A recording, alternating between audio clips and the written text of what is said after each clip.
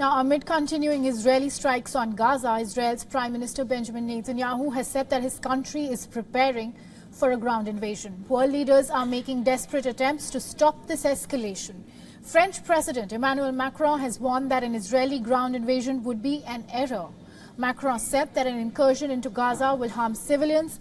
Macron made the comments while meeting his Egyptian counterpart Abdel Fattah el-Sisi. He also supported Sisi's call for two-state solution. La France reconnaît le droit d'Israël à se défendre et à protéger ses populations. Mais elle le reconnaît dans un cadre qui est celui du respect des populations civiles. Et donc intervenir sur le plan terrestre, si c'est pour cibler des groupes terroristes. Now, Macron also announced aid for Gaza's hospitals that France will send via the sea route. On the other side, France will also send a plane load of medical equipment to Egypt that would be transported into Gaza via the Rafah border. Meanwhile, EU leaders are all set to hold a meeting in Brussels. The summit in Brussels will be the first in-person meeting of the EU's 27 national leaders since the conflict started on October 7th. Spain's acting Prime Minister Pedro Sanchez has already called for a halt and humanitarian ceasefire. EU Chief Ursula von der Leyen has suggested that the EU leaders send more aid to Egypt.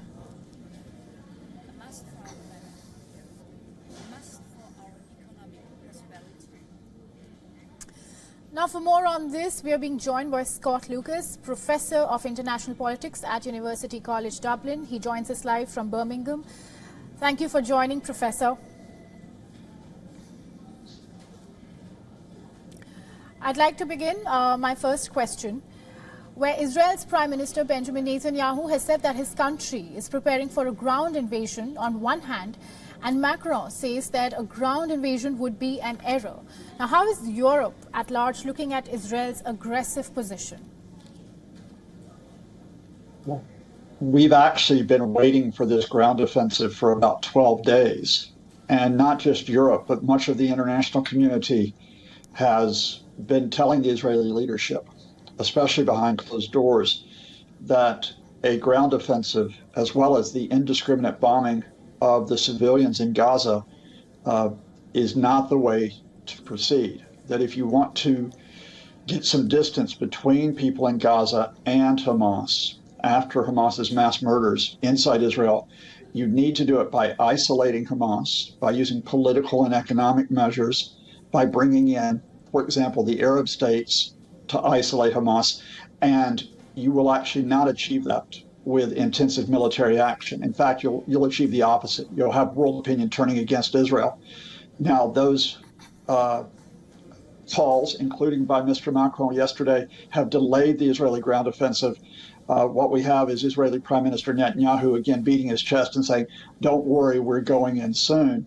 I think, to put it bluntly to you, we now have a contest between whether Israel invades on the ground or whether we get significant humanitarian aid into Gaza to help civilians.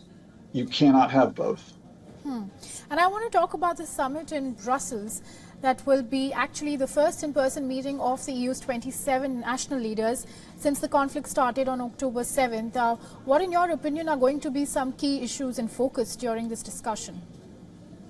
What the EU has already agreed on in advance of this meeting today is that it will make a call for a humanitarian pause to get assistance into Gaza and thus effectively delay the Israeli ground offensive. It will not call for a ceasefire because a ceasefire is going farther. A ceasefire indicates that you have an indefinite halt to military operations on both sides, and clearly Israel is not going to halt its airstrikes at this point. But the humanitarian pause is the first step. Then I think you're going to see the EU talking about the need to reach out to other elements of the international community to try to coordinate action, to keep this focused on the humanitarian situation, to try to get Israel to dial down the attacks, which have killed thousands of Gazans. I can't tell you those efforts will be successful, but I do think the EU is moving towards a common line along with other countries. For example, just a couple of hours ago, Japan has also criticized the Israeli attacks and called for humanitarian assistance to get into Gaza immediately.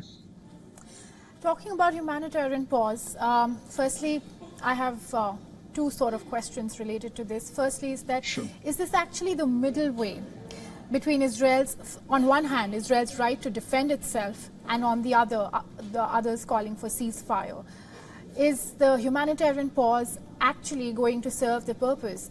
Because the huge population of Gaza, which is 2.1 million, and this is the second part to my question, a singular humanitarian pause, would it be enough to deliver sufficient aid? That's a great question. I think the first thing I would say is that much of the international community have agreed that defending Israel to make sure that you don't get the mass murders that you saw by Hamas on October 7th includes easing Hamas out of power in Gaza by isolating it, by finding an alternative to Hamas to govern the Gaza Strip. But that leads you to the second part of what you're asking, which is, well, how do you do that? You have to do that by giving some hope to Gaza's civilians. So first of all, you must make sure that this isn't just a single humanitarian effort. It has got to be a sustained humanitarian effort. So far, we've only had about 54 trucks with humanitarian aid go in through the Rafah crossing between Egypt and Gaza. The World Health Organization says you need more than 2,000. You need electricity to be restored. You need to bring water in. You need to bring in vital supplies to start to begin sustaining people, to give them basic food and shelter, and then to look to reconstruction. So no, you're absolutely right. If this is just a one-off humanitarian pause that is quickly over, it doesn't get us any further in trying to help civilians and to move to an eventual resolution of the conflict, to break the cycle of violence. Still seems to be a very precarious situation, even if a single humanitarian pause comes into action. But thank you so much, Professor Lucas, for joining us and giving us your time and your insights. Thank you. Thanks to you and your viewers.